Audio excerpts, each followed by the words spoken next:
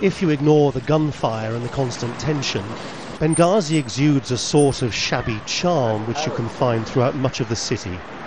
A lot of the architecture is Italian, the colonnades offering a cool spot when the summer heat comes. The old city used to be the European quarter when Italy was in charge here. Set back at the end of this street is a mosque from the Ottoman Empire.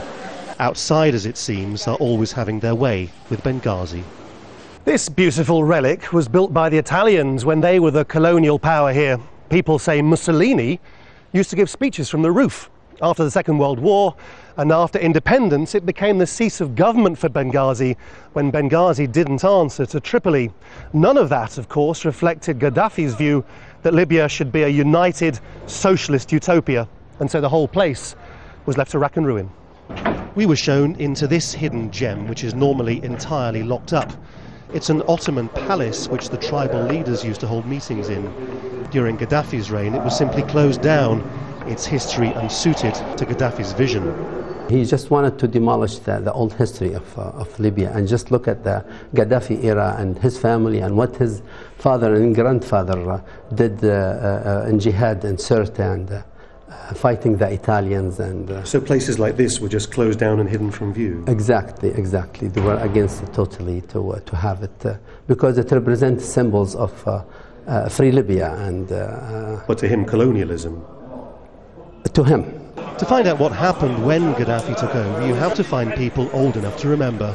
This coffee shop proudly shows what Benghazi used to be, the architecture reflecting a way of life they say they lost entirely. Usman was 29 when Gaddafi came to power. Now, at the age of 72, he can still remember exactly how and when everything changed for those who objected to the new version of history. Commerce and security used to be very good, much better than the 42 years of Gaddafi. Traders used to leave their doors open and go and pray, or whatever. They came back and everything was safe. First, he started to hang people in the squares of Benghazi. That was the beginning. One night, there were 12 members of the government. The next morning, there were 5. The denial of history, attempts to create a new version of events and punish those who disagree, aren't unique to Gaddafi. Stalin did something similar in Russia, for example.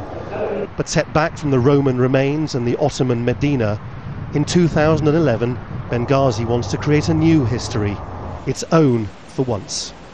Laurence, Al Jazeera in Benghazi.